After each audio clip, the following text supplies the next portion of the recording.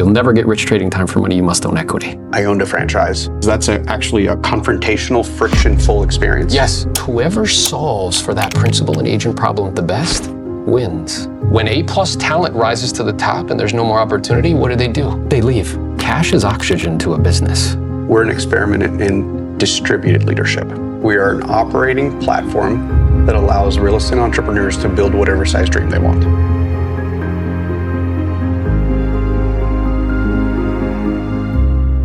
I owned a franchise. I was a small member of the cap table. I owe them fees, and they sell me stuff. They make me go to stuff. They make me sign up for stuff. They get paid off the top. Yep. And then I'm left over to make ends meet, and it's always like a give and pull. Well, and what you're describing is the principal and agent problem. So if somebody went to business school or whatever, an MBA, what they teach you is that principals and agents are at odds with each other. So principals in a company, they want something. They want to keep as much money as possible. The agents or the employees want the opposite. They want to keep as much possible.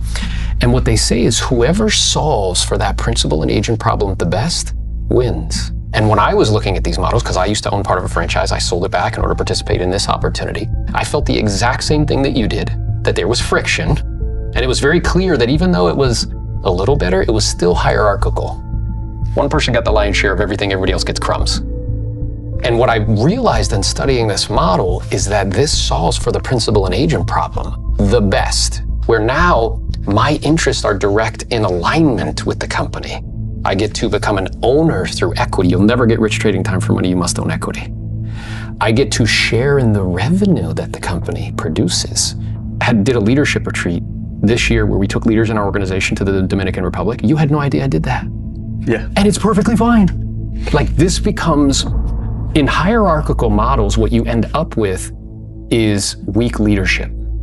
Because if you want an A-plus opportunity, or A-plus talent, you need an A-plus opportunity. When A-plus talent rises to the top and there's no more opportunity, what do? They leave. They leave.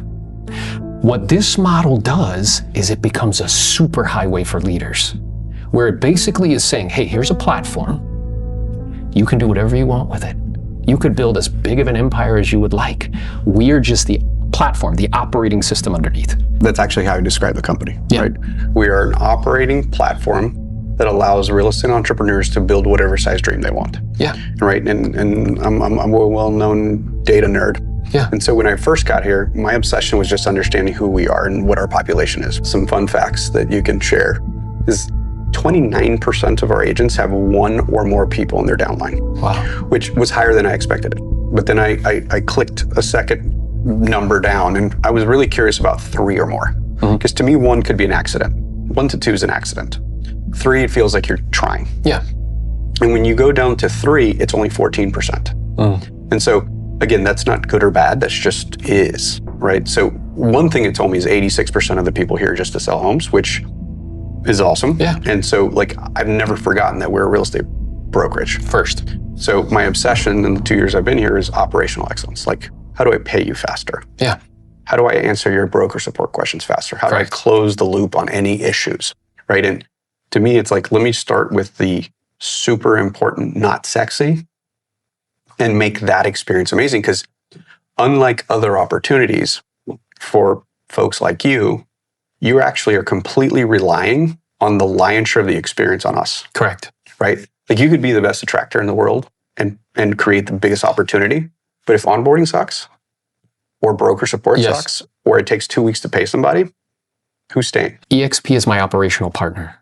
So you guys operate. My job is to bring people to the opportunity and then to add tremendous value. Your job and the team's job at eXp is to make the operation excellent. And together, because we're all owners, we're all building something together. The other thought that you just reminded me of when you were saying about your leadership retreat, I asked Glenn a ton of questions when I got here, and just like, I always like to understand the legacy because, there are things that are put in place for a good reason, especially when you have smart people, right? Like if I see a system or a rule where I'm like, hey, before I go touch anything, let me ask a bunch of questions. But one day I was asking him like the differences in models where in other systems, there's a leader and, the people who help attract just kind of bring them to the doorstep, if you will, and let the other people do the work. Yeah. And he's like, this is the distinction. Like, that person takes them all the way to the finish line. Right. And the way he explained eXp in his original vision, and what definitely came out of it, is we're an experiment in distributed leadership. And explain to me what you mean by that, because I think I'm clear, but so in most systems, like if in tradition, I know any real estate company, any food company that has franchises, right? Like there's typically a master regional owner. Yep. Country owner, right? You sell Europe, Asia, Latin America, the Midwest, the Northeast, the Southeast. And so there's this person who kind of drops in and evangelizes, and then that person then sells the franchises. And so they get to participate in the total upside. And then there are folks who become super kind of franchise owners, regional owners of like 5 or 6 or 7 stores. And again, this could literally be McDonald's, real estate companies, to, and fill in the blank, any franchise shop, Subways. And then some people end up with 1 or 2. Yeah. And so the revenue opportunity could be, enough to provide for one person's lifestyle. Sure. To a multi tens of millions of dollars operation with staff. Yeah. Right. And I'm talking about Burger King to real estate offices. Someone can kind of tiptoe in and say, hey, is this for me? And do a little bit of it and add 20 grand a year to it, like where your cap's covered and you're basically 100% company, to, 6 and 7 figures a month in revenue. Correct. And at that point, you're basically a multi-regional owner. Yes. Right? Without or any multi-office owner. Without any expenses. The big difference is without a 10 or 12 year franchise agreement. Yes. Without a 10-year lease on 20,000 square feet. Correct. Right? Because what I always want to be clear about is the folks who do really well then treat it like a business, right? That's why the platform statement, like those are very specific, like 9 words that I've crafted together, because I want to be a platform, and I'm hyper aware that like 68, 70% of our agents are solo producers and will sell 5 to 12 homes a year. Great. And I want to be the very best platform for them to do that. Yep. Then we have other folks on the extreme side of the production fence. Like our number 1 team this year is probably going to do 1,200 units with 65 people, right? And we'll probably have 1 in the US and 1 in Canada that do 1,200. Like Justin Haver and Matt Delhoon. Kenny Fast team and Kyle Whistle will be right behind them. In the US, you will see who Parker Pemberton's coming up right behind them. But Jennifer Jones and everybody else will give Justin equal run for their money in Canada. Sure. So we have folks that are running $10 to $20 million GCI businesses. Like that's bigger than most brokerages ever get to. Yeah, sure. And so we need to be able to support people closing 80, 100, 150 transactions a month, right? Yeah. There's entire franchises in real estate that don't do that. And we just have them. We have multiple teams in certain cities that have that kind of production. Yeah. So our platform has to be scalable and have to have the support and inputs to support those level of businesses. That's super interesting. So the platform, to your point, needs to be operational excellence for the agents doing lots of units all across the spectrum, whether it's 2 to 5, 10, or thousands. What it also is doing is an experiment in distributed leadership. So the people who focus on the opportunity of, let's say, attraction, they realize this is a regional opportunity without franchise agreements, without, It's a global opportunity. It's a global opportunity. We have very successful attractors who are just dominant in their physical geography. Yeah. And then we've had folks who cross all kinds of lines. Right. So like right now, I've been with the company 26 months. We're in 15 states. So I was on a call with someone who was trying to present me with what he thought was a good opportunity. He's like, yeah, you'd have to sign this 10-year thing. I'm like, you realize I have the same opportunity. I have to sign anything. And I could do it anywhere, not just this little region in California.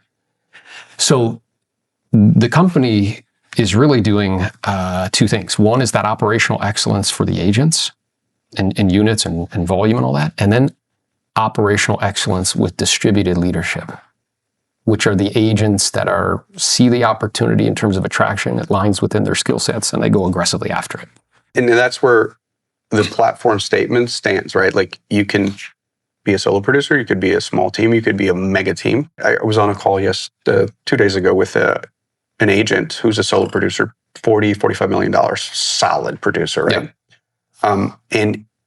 He had me on an attraction call with a very big team. And I asked him, I said, what do you make a month? And he said, 10 grand, but I spend 5 hours a week on it, right? So it's not his focus. He considers production his focus. Yeah.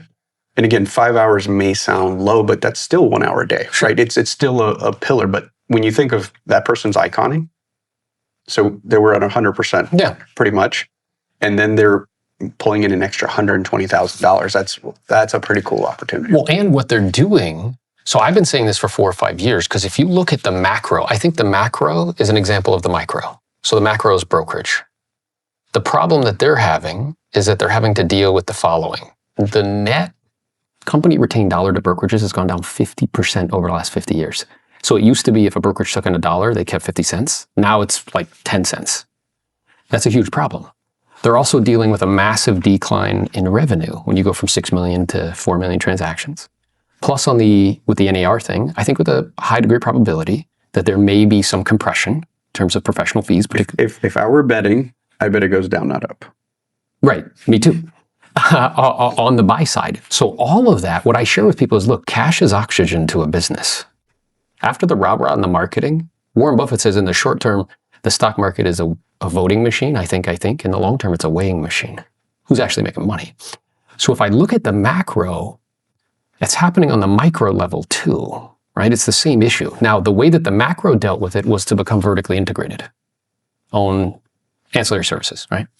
Well, what this platform does, and what I share with agents all the time, it allows me to be vertically integrated, where I get equity in the company that I'm helping to build, right? An S&P 600 company. I also get this other opportunity, which stands next to me, which makes up for any compression in commissions. And that's really what you're saying, right? And also understanding that like our core business model is profitable and sustainable. Yeah.